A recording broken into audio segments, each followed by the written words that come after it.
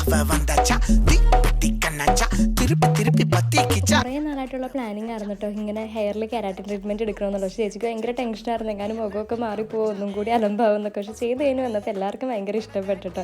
അപ്പോൾ നമ്മുടെ വീട്ടിൽ നടക്കാൻ പോകുന്ന പരിപാടിനോട് കൂടി അനുബന്ധിച്ച് ചെയ്യാമെന്ന് ഓർത്തിട്ടാണ് ഇപ്പോൾ നമ്മൾ ചെയ്തേക്കുന്നത്. ആക്ച്വലി ഞാൻ എൻ്റെ മുടി ചെയ്യണമെന്ന് ഓർത്തല്ല, പക്ഷേ എൻ്റെ മുടിയും ചെയ്തായിരുന്നു. അത് അടുത്ത ഷോർട്ടായിട്ട് കാണിച്ചു തരാം. അപ്പോൾ വീട്ടിൽ വന്ന ഉടനെ തന്നെ മുഖം നന്നായിട്ട് വാഷ് ചെയ്ത് സെറം ഞാൻ അപ്പം അപ്ലൈ ചെയ്ത് നോക്കിയപ്പോൾ ആ ബോട്ടിൽ തീർന്നിരിക്കുകയാണ്. പക്ഷേ പേടിക്കേണ്ട വേറെ ബോട്ടിലുണ്ടെന്ന്.